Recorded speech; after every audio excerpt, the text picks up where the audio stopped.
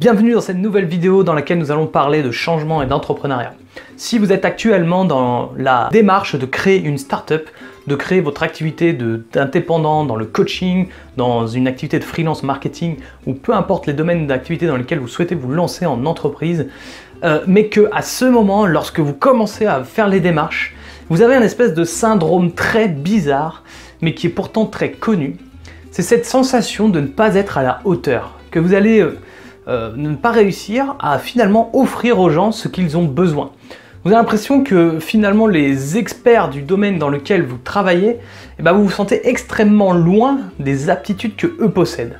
Et vous dites que finalement vous n'êtes pas à la hauteur et vous avez ce syndrome de l'imposteur qui apparaît. Ce syndrome de l'imposteur, c'est un véritable fléau qui empêche énormément de personnes de réussir dans leur entreprise alors qu'elles ont toutes les qualités pour le faire. Dans cette vidéo, je vous donne les 5 techniques pour sortir du syndrome de l'imposteur tout de suite et maintenant. Mais avant ça, je vous invite à vous abonner à la chaîne en cliquant sur le petit bouton abonner et la petite cloche ou simplement liker la page pour pouvoir recevoir tous les contenus et les futures vidéos au sujet de changement et de l'entrepreneuriat.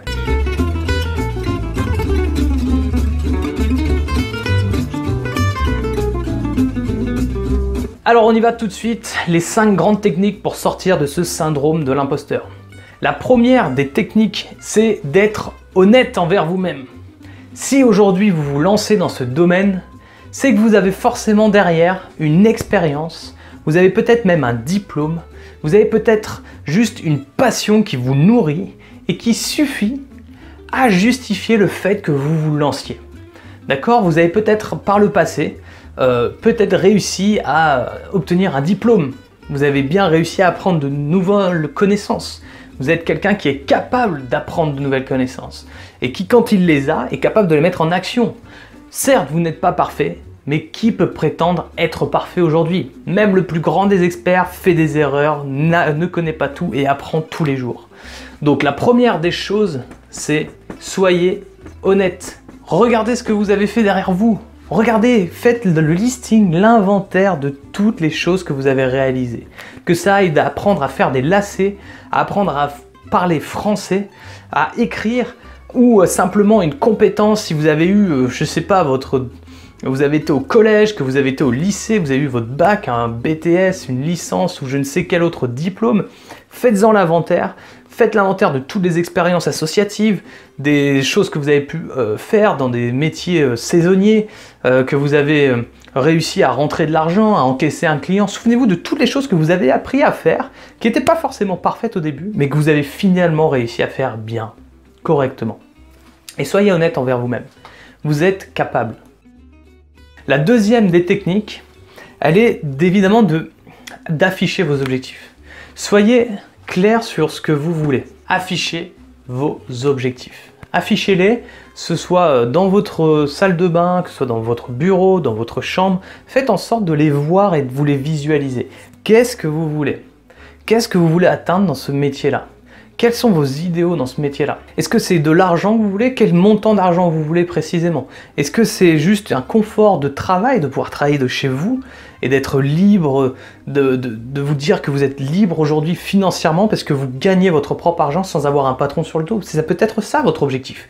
Mais affichez vos objectifs clairement. Qu'est-ce qui est important pour vous? Répondez à cette question. Troisième technique, dire stop à toutes les formations qui vont vous donner un sentiment d'être qualifié. Parfois, il est évidemment important peut-être de se former quand on veut aller dans un nouveau domaine. Si on n'y connaît rien, c'est important d'avoir un minimum de formation. Mais quand on a obtenu un diplôme, quand on a de l'expérience, quand on fait le rapprochement entre notre expérience et ce qu'on veut faire, et que notre expérience justifie largement de se mettre à son compte, je pense par exemple dans le coaching, quand on est coach, on a passé un diplôme, on a des connaissances, et avec ces connaissances-là, on est capable de coacher. Et souvent, ce qui se passe, c'est que les coachs se sentent vraiment dans le syndrome de l'imposteur. Ils ont l'impression d'avoir besoin encore d'un nouvel outil, de connaître ci, de connaître ça, etc. De toujours en avoir plus, mais de ne jamais pratiquer. Débrouillez-vous avec ce que vous avez. Stop les formations.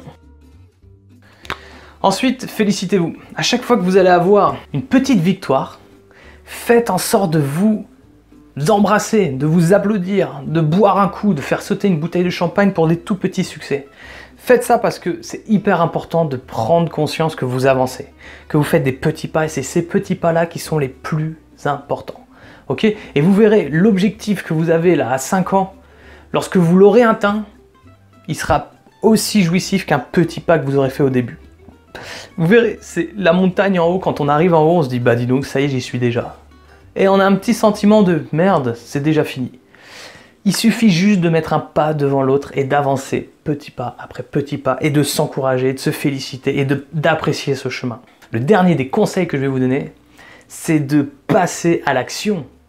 Vous pouvez vous poser toutes ces questions, dire ok, je suis honnête avec moi, ok, j'ai mes objectifs affichés, ok, j'arrête de me former, je vais faire avec ce que j'ai et en plus je me félicite de l'avoir fait déjà ça. Mais si vous ne passez pas à l'action, si vous n'agissez pas pour faire ce qui est important d'être fait, que ce soit aller chercher des clients, vous montrer, sortir de votre zone de confort, vous ne sortirez jamais du syndrome de l'imposteur. Le syndrome de l'imposteur disparaît quand on passe à l'action. Voilà, j'espère que ces 5 conseils vous apporteront de la valeur ajoutée. Ce que je vous invite évidemment à faire tout de suite, c'est de passer à l'action, donc de faire l'inventaire de vos expériences qui justifient ce que vous êtes en train de faire, de votre objectif, d'afficher vos objectifs, donc s'ils ne sont pas clairs, évidemment, faites-le.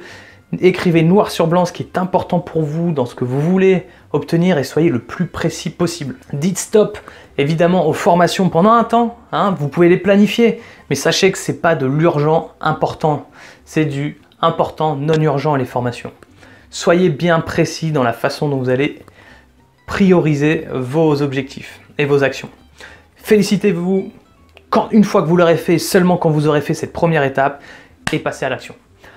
En attendant, je vous dis à très bientôt pour une nouvelle vidéo et à ciao!